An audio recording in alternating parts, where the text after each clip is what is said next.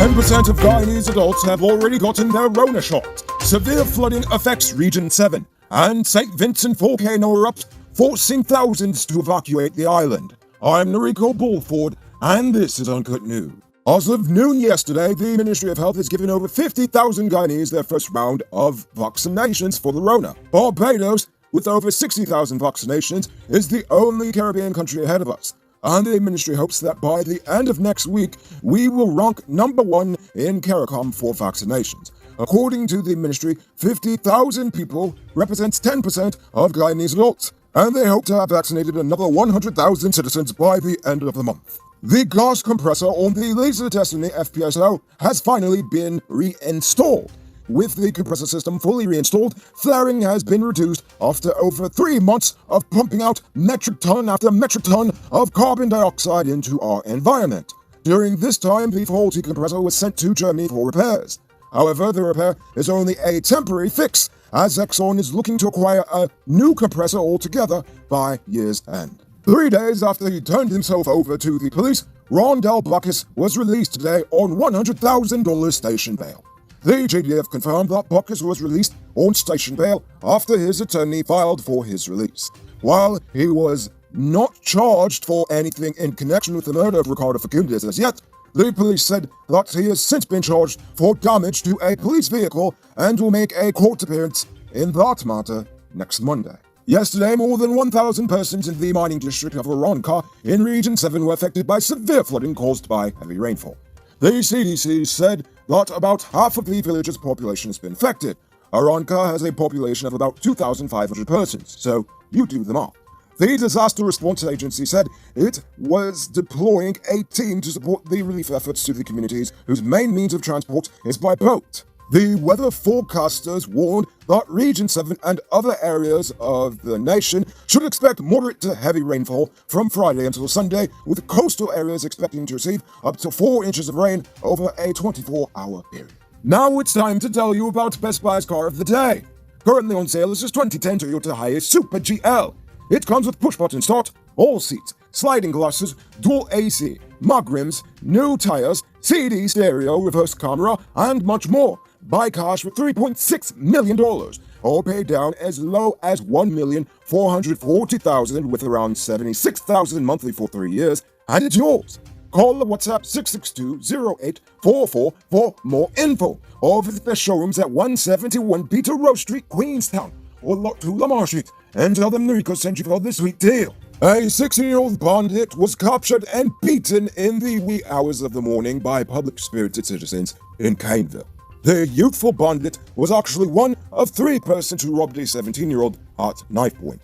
When he tried to resist, the bandits cut him and took the victim's BMX bike and the $240 he was going to use to buy some ramen from the corner snackette. The victim then ran home and gathered a search party who subsequently hunt down and beat the 16-year-old before turning him over to the cops. Well, that's Caneville. So with all that they've gone through, he's lucky a beating is the only thing they gave him.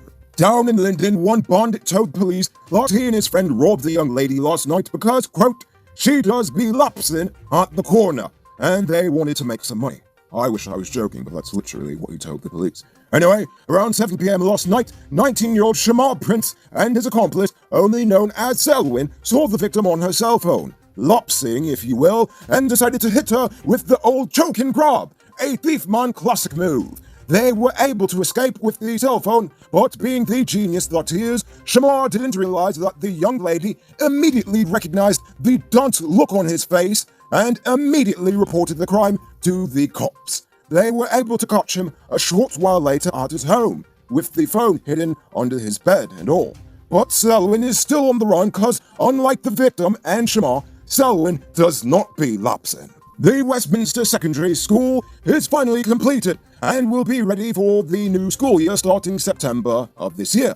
The total cost of the school is approximately $1 billion Guyana dollars, and it was funded by the World Bank. All of the furniture and necessary equipment have already been bought and will be installed soon. The Westminster Secondary School has 32 classrooms, a language lab, dance studio, library, physics and chemistry and biology labs, a computer lab, a theater room, a mathematics laboratory, a home economics laboratory, an agriculture science laboratory, and, well, basically, everything you never got to experience while in secondary school, these children will have it there. So you name it and it's probably there. It's supposed to be state-of-the-art, and we paid $1 billion for it, so it'll all be there. And it's also supposed to accommodate 1,000 students, so good for them. Take advantage of huge discounts this Easter at Cellular Plus. Get the TL3 Pro Plus for just $16,000, or the TL3 Pro for $11,000. With prices like these, even your pet could have a smartphone. Get this deal at Cellular Plus digital stores in the City Mall, Starbucks Square, Massey Providence, and Massey Tuckine. Offer valid while stocks last, so don't miss out. It's now time for today's Runner Report. Today, the nation recorded 105 new cases. There are now 252 persons dead, with 13 persons in the ICU and 1,059 persons in home isolation.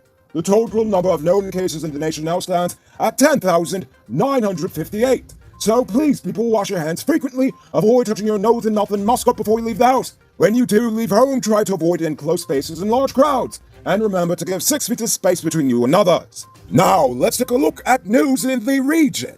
The La Soufrière volcano in St. Vincent erupted early this morning, sending nearly a 6-mile-high plume of ash into the air less than 24 hours after authorities declared an emergency and ordered about 20,000 residents to evacuate. Overnight, hundreds of persons were evacuating by road and sea to shelters, relatives, and friends in the safe zones. However, heavy ashfall also was reported in communities around the volcano and even outside of the red zone. Multiple CARICOM governments, including ours, have already pledged to mobilize national relief once St. Vincent sends a list of what is required. The Caribbean Disaster Emergency Management Agency has activated its emergency response system and has deployed logistics experts to the island.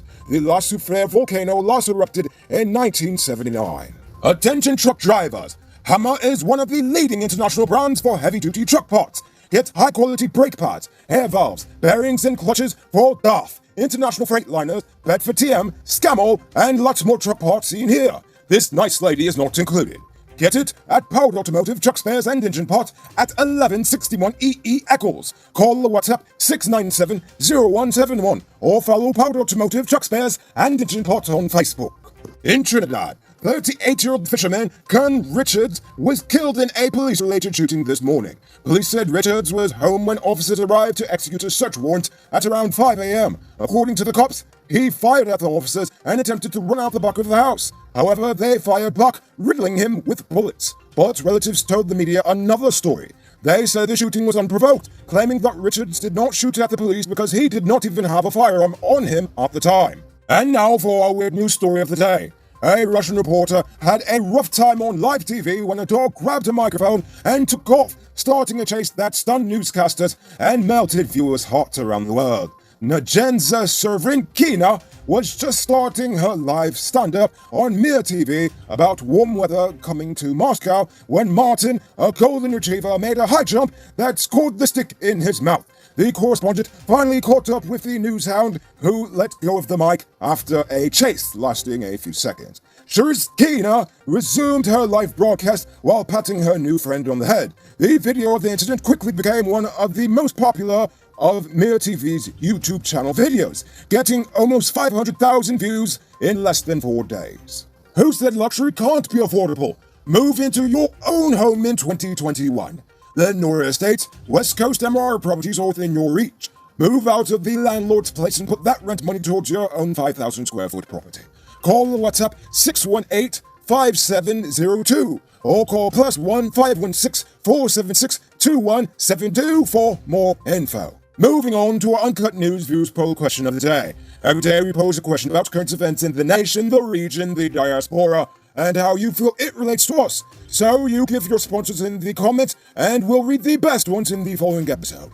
Yesterday's question was, what roads should the government focus on building? Kenneth Edwards says, I think the government should stop making plans for a road to the Northwest District. There are no roads going there, and it's very expensive to be catching a plane to go there. Shane Jones said, they should do a feasibility study on 4-lane roads from Ogle or Eccles to Tamiri, specifically for container and oil tanker trucks, and charge them a small fee for its use. These heavy-duty trucks cause severe damage to the existing eastbound roads, not to mention the congestion it causes. It will also help to create many housing scheme projects that we so need. And for my favourite response, Adam Passard says they need to focus on building the road to prison for corrupt politicians, which I agree is probably the most important road we need to build. So for tonight's question, now that the volcano in St. Vincent has erupted, what do you think our government and private sector, because y'all just forget these rich people need to help too. Anyway, what should the private and public sector do to assist our Vinci brothers and sisters? Think about that question and tell us in the comments below. If your response is good enough, we just might feature it in our next episode. Anyway, that's all the time we have for tonight. Check us out Monday for another. Until then, I'm Noriko Bulford saying, have a great weekend. And as always, don't drink and drive, or you'll end up on Monday's episode the hard way. Ha ha! Good night, folks. Hey, Uncut News viewers, thanks for watching. You can subscribe by clicking on this button over here, or click over there for more news. You can also drop a comment to let me know if you've made it to the end of the video. Goodbye for now.